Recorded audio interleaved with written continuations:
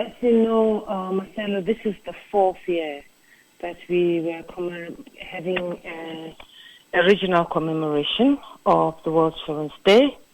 That started 4 years ago in Botswana, then Zambia, and we hosted that last year. So this year it was in Zimbabwe. Now, as you know, it was held from the 15th to the 17th, this past weekend.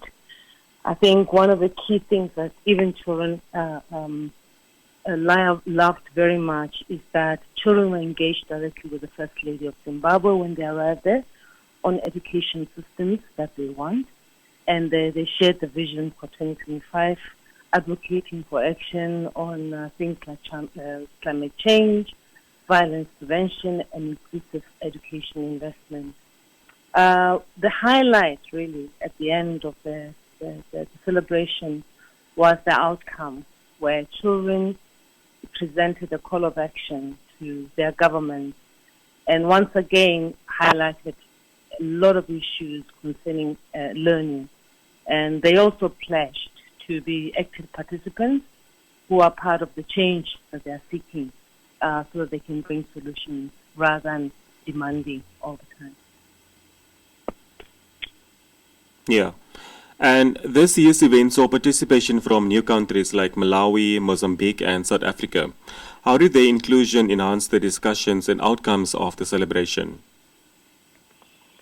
Well, the inclusion of of children from 3 more countries, the ones that you've just mentioned, I think created an opportunity for children to first make friends, and then second to share their experiences, and more so to discuss common challenges and identify synergies for their future. This also allowed children to affirm that, there's no differences in countries, and that indeed all children, no matter where they are, they have equal rights to quality education, and they also have a right to grow in a safe and secure environment and to be included in decisions that affect them. So I think this created them to be able to, see that we are all the same, no matter where we are. And issues of poverty really affect all children.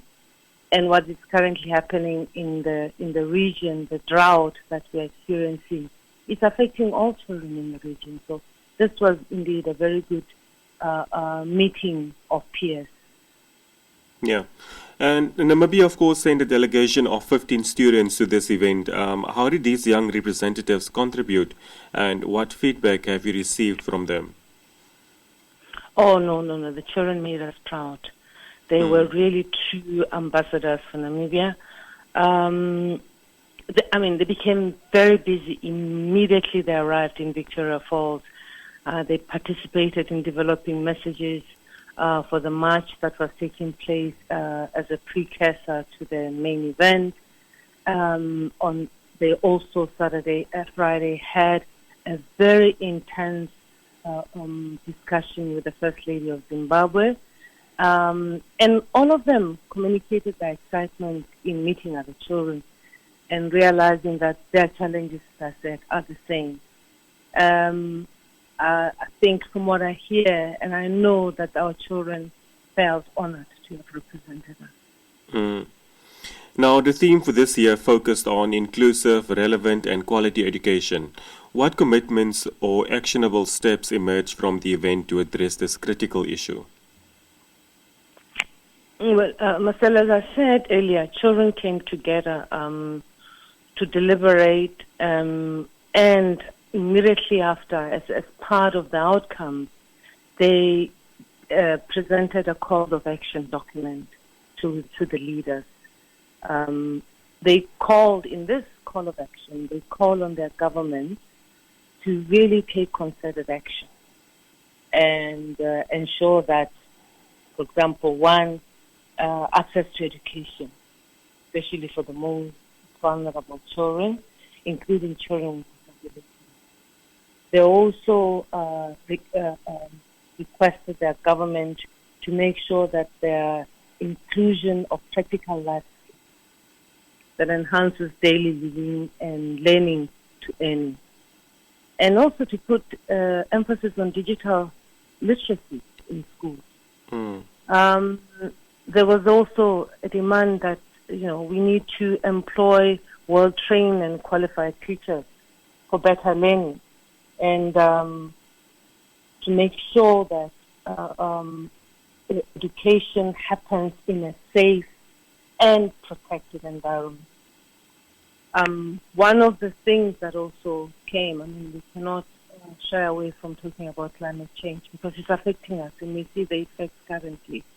Was the children demand that they should be taught climate change issues in schools? So, these are just a few of the issues that I'm raising, but the Call of Action document contains a lot of serious issues that encompasses education and how we can transform education together with children, using them as change makers, but as also creating a movement of the education that fits into the 21st century. Now, as we approach 2030, how does UNICEF plan to ensure children's rights remain central to achieving the SDGs, Sustainable Development Goals? Well, I'm happy you're mentioning the Sustainable Development Goals. As you know, the SDGs are about human rights. The goals, really, if you look at them, reinforces UNICEF missions by highlighting children's rights and the importance of action to realize those rights. So in line with the convention, which is in line with the Convention on the Rights of the Child. So for UNICEF, we cannot and we will not stop advocating for the rights of all children. And we know there's a lot of upheaval taking place right now but still we believe children's rights must and will always be non-negotiable. For us, it's important to uphold children's rights in everything that we do. So we are not changing our mission. It's still the same what we are doing. And what we do is, encompasses to realize the future, what we want with the children, and we act so that we can ultimately meet the Sustainable Development Goals. Yeah. And just finally, as we look ahead, what are the next steps following this year's commemorations? And how can we as a society continue to support the rights and well-being of children? I think the goalposts don't change, Marcelo. It is important for us to prioritize children's voices. And this is crucial because they're experts in their own experiences. And they will provide us unique insights that can shape more effective policies and programs for them, with them. As UNICEF, we will continue to really actively engage children in national and regional dialogue, working together with government to ensure that we have policy discussions that can shape the future, come up with strategies and forums to ensure that we get tangible feedback by including the children, but in different sectors such as in health, in education, and child protection. I think it's very important when we look at children's rights that we look at all social systems that are affecting them. But more so to make sure that as the next generation grows, the policies that are being shaped currently speak to them, and that they will be better people to drive them in the future. We'll also continue to work, as I said, with the government of Namibia to find innovative ways. We know the time has come where it can't be business as usual, so we need to look at innovative ways to support children, especially so that they can lead the climate advocacy and facilitate direct engagement with other decision makers in the sector. We're talking about the private sector. When we talk about climate change, it affects everyone in the country. So each and every one of us, all sectors, need to come together to come up with convincing and workable solutions as we tackle climate change.